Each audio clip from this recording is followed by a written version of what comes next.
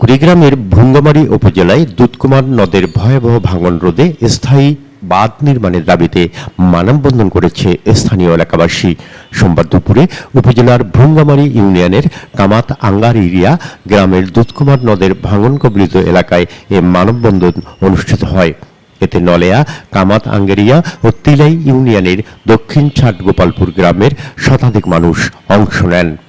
মানববন্ধনে বক্তারা জানান, ভুঙ্গামারী ইউনিয়নের নলেয়ার শহীদুলের ঘাট থেকে তিলাই ইউনিয়নের দক্ষিণ ছাট গোপালপুর এলাকার বাচ্চুর বাড়ি পর্যন্ত 1.5 কিলোমিটার এলাকা জুড়ে তীব্র নদী ভাঙন দেখা দিয়েছে।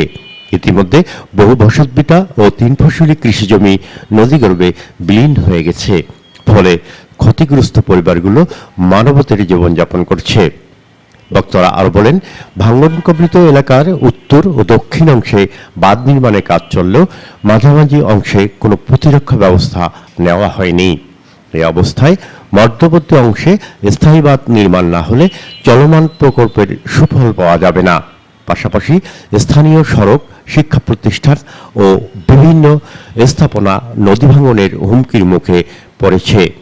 তাদের দাবি, দ্রুত কার্যকর ব্যবস্থা গ্রহণ করে ভাঙন কবলিত এলাকায় স্থায়ী বাঁধ নির্মাণ করা না হলে আসন্ন বর্ষা মৌসুমে বিস্তীর্ণ জনপদ নদীগর্ভে বিলীন হওয়ার আশঙ্কা রয়েছে। এতে শত শত পরিবার তাদের বসতবাড়ি ও আবাদি জমি হারিয়ে নিঃস্ব হয়ে পড়বে। এলাকাবাসীর অভিযোগ, দীর্ঘদিন ধরে নদী ভাঙন অব্যাহত থাকলেও এখন পর্যন্ত সংশ্লিষ্ট প্রশাসন এলাকাবাসীর অভিযোগ, দীর্ঘদিন ধরে নদী ভাঙন অব্যাহত থাকলে এখন পর্যন্ত সংশ্লিষ্ট প্রশাসন বা পানি উন্নয়ন বোর্ডের পক্ষ থেকে কার্যকর কোনো পদক্ষেপ নেওয়া হয়নি।